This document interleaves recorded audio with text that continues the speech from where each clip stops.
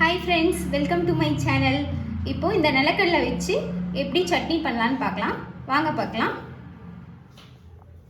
நான் 10 மிளகாய் எடுத்திருக்கேன். காரமாக வேணும் அப்படின்னா நீங்கள் தேவையான மிளகாய் எடுத்துக்கலாம். நான் 10 தான் எடுத்திருக்கேன். கடாய் நல்லா சூடானதுக்கப்புறம் எடுத்து வச்சுருக்க நிலக்கடலை போட்டுடலாம். நிலக்கடலை போட்டுட்டு நல்லா கிளறி விட்டுருங்க.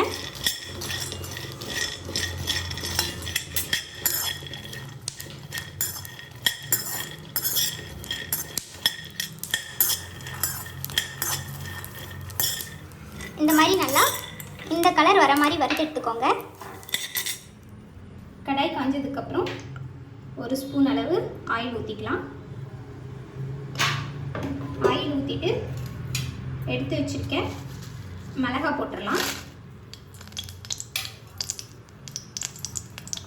மிளகாய் போட்டதுக்கப்புறமா 5 பல் பூண்டு எடுத்திருக்கேன், அதுவும் போட்டுடலாம். சீரகம் 1 ஸ்பூன் எடுத்திருக்கேன், அதுவும் போட்டுடலாம்.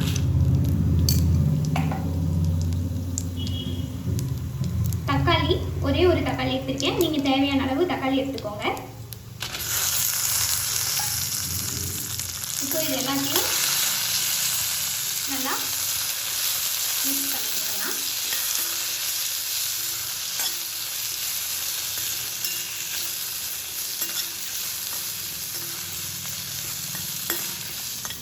நல்லா இந்த அளவுக்கு வணக்கி எடுத்துக்கோங்க.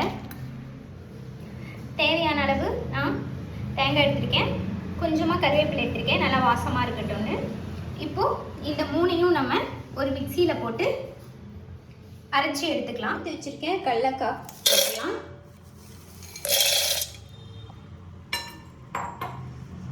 போட்டுட்டு கொஞ்சமாக தேங்காய் எடுத்திருக்கேன், அதையும் போட்டுடலாம். கொஞ்சம் கருவேப்பிலை எடுத்திருக்கேன், அதுவும் போட்டுடலாம். கொஞ்சமாக புளி எடுத்திருக்கேன், தேவையான அளவு நீங்களும் எடுத்துக்கோங்க.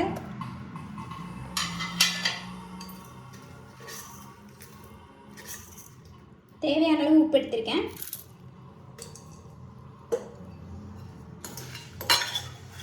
இப்போ வணக்கி வச்சிருக்கோம் இல்லையா, அதையும் இதில் போட்டுடலாம்.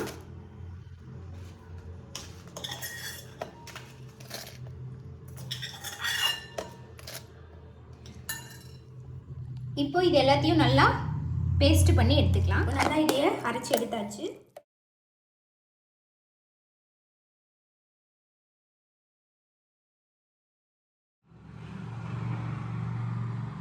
இப்போது கடலக்காய் சட்னிக்கு தேவையான தாளிப்பு எப்படி ரெடி பண்ணுறதுன்னு பார்க்கலாம். கொஞ்சம் ஆயில் ஊற்றிக்கோங்க. கடுகு, கடலைப்பருப்பு போட்டதுக்கப்புறமா 3 மிளகாய் போட்டுக்கோங்க. 3 மிளகாய் போட்டதுக்கப்புறம் நல்லா இதானதுக்கப்புறம் கருவேப்பிலை மேலே போட்டுக்கோங்க.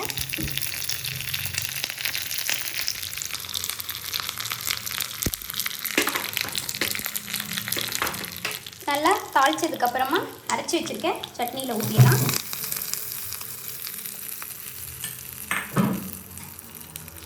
ஊற்றி விட்டுட்டு நல்லா மிக்ஸ் பண்ணிக்கலாம்.